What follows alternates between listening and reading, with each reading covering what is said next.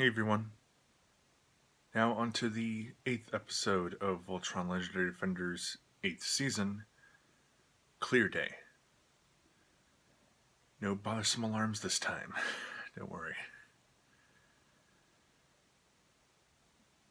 This one follows pretty soon after day 47, in which at the end there's some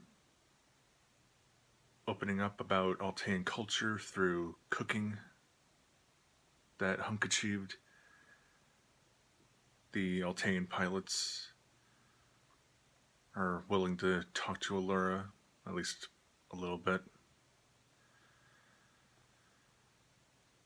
And while one of them starts to reveal information about Unnerva's plans, her psychic magic connection knocks him out.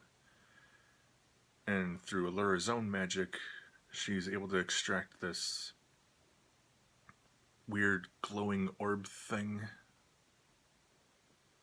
around like this big or so. Apparently native to the quintessence field, but it's what she's used to control and influence her proxies. But thankfully it's contained in a little capsule aboard the Atlas. And while she hopes to rest after that encounter, the Atlas crew wonders about suspicious activity around this nearby alien world. But it's just the citizens taking part in Clear Day, this annual holiday that apparently the Voltron show tour was meant to show up at the previous one, but they missed it. But between providing free security, just to be safe, and Shiro figuring that it could be a nice boost of morale for folks, they all touch down and try to take part in the carnival festivities. So, throughout the hijinks, we have Koran taking part in a Yalmor calling competition. Keith and Hunk getting stuck on a ride that keeps freezing up, and it's one of those. Again, I don't really attend parks, so it's like on a track. Gotta keep your hands and arms and legs inside the vehicle. And there's singing animatronics, so it's getting on Keith's nerves. Lance and Pidge both want to win prizes to lift Allura's spirits. Lance wonders about a blue lion plush, since that's a nice bond that they share as pilots. Pidge wonders about this kind of decorative mining helmet.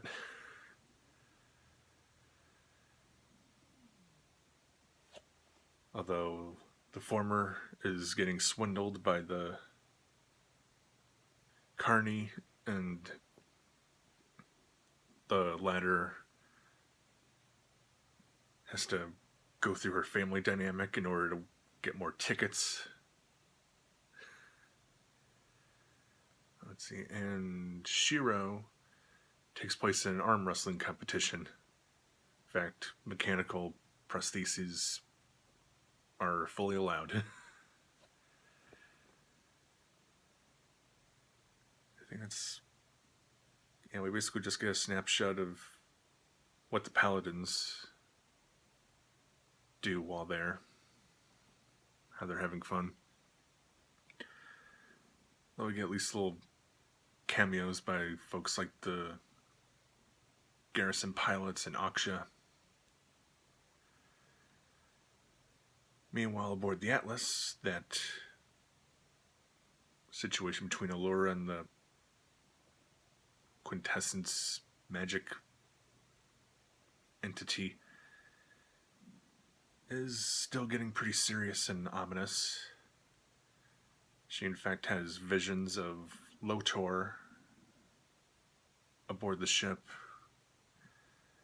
trying to persuade her to merge with the entity and use it to increase her power and defeat Minerva, claiming that they're both after stopping her.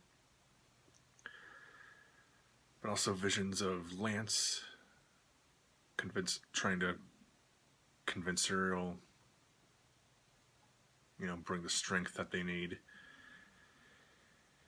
And even, especially unsettling, her own mother, Melanor, I think is her name, claiming that she can somehow save Altea. And this creepy vision of her on Altea when it was originally idyllic and peaceful,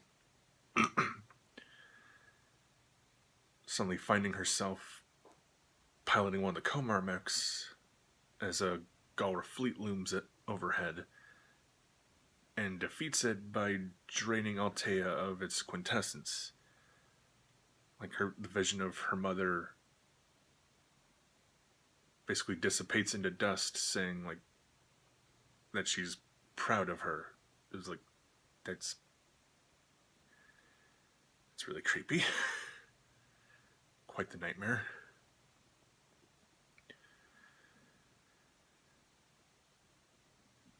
So yeah, quite a fun diversion in the main plot, but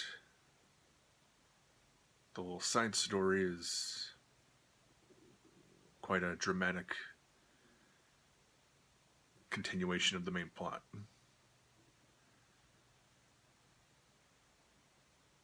So I'll see you at,